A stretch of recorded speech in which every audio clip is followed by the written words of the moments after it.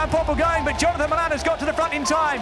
Milan is leading. Jonathan Milan leading. Matthew Brennan alongside him. Who's going to get it on the dip between those two? This is saying that you won. And they think you won. You don't know. Did you know something? Because we have no info. Not yet.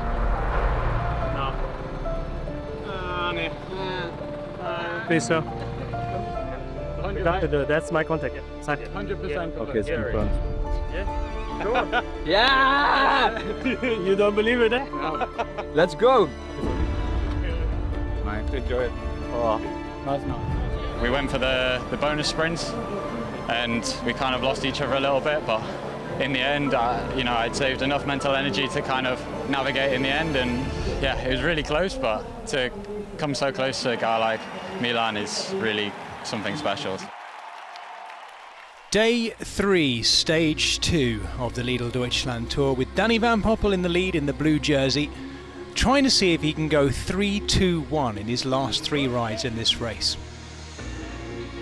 Of course, we'd seen a fantastic sprint finale at the end of stage 2 in Herford, where Matthew Brennan had taken the win just ahead of Jonathan Milan.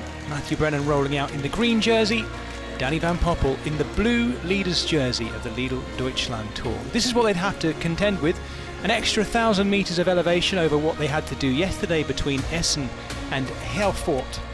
And once again today, a handy breakaway, but this time 5 riders clear of the peloton as they chased. And this time round, they chased that little bit harder. We had a couple of crashes, in fact, the first crashes, notable crashes anyway, of this year's Lidl Deutschland Tour. These were the 3 that were remaining from the original breakaway, including Jonas Rutsch here, who was really the strongest of them, the German, along with Emils Leopins and Vincent Baudet, the Frenchman from Picnic Post-Danel. Well, they were doing their best to stay clear, but the attack started from behind before they'd even got to them as well. Along the edge of the Monasee Lake, the giant dammed water reserve, and up into the forest, this is when the action really started, because there was a late bonification sprint point on the closing circuit, and the general classification riders, and particularly Visma Lease Bike's Wout van Aert, were particularly keen on getting those 3-second bonus in a race which is always so tightly fought. 3 remainers from the original 5 out front persisted. Vincent Baudet, the Frenchman, doing a really good ride in amongst some pretty illustrious company in that leading group of 3. This is the situation coming towards Augsburg for the first time. Jonas Rutsch deciding he had slightly better legs than the others, going off in search of the, well, first of all, the King of the Mountains point. There it was, taking the 3 points there at the top and moving himself up into 3rd in the King of the Mountains competition. And then carrying on. Carrying on in the end with the aim of getting to the finish line first. A little bit of a problem for UAE. Jan Christen with some of his musette bag silver foil caught in his rear mech, and Jonas Rutsch would survive to the finish line, first passage of it, before taking on a 20-kilometre loop around Augsburg and finishing in Nieheim. His sliver of a gap over the peloton, looking like it was all going to come back together and that we'd be treated to a normal bunch sprint finish. It certainly was the way it looked, but the race director had decided something different. We had a crash that affected Florian Lipowitz and the German champion in there too, Jörg Zimmermann.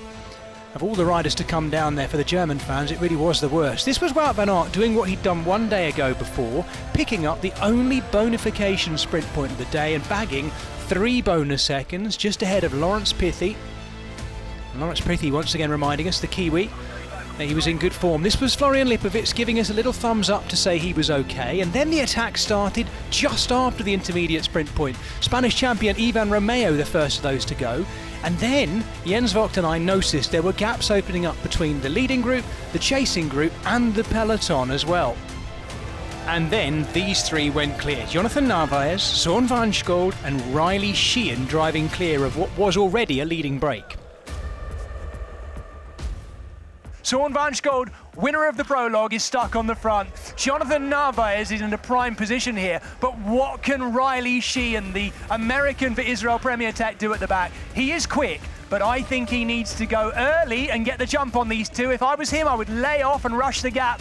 What is the young American going to do, though? In the Israel Premier Tech colours, here he goes, but it's not a lightning quick attack. I've got a nasty feeling for Sheehan that he might be leading out Narvaez here. What has Narvaez got left? I think it's going to be just enough on the line, or is it?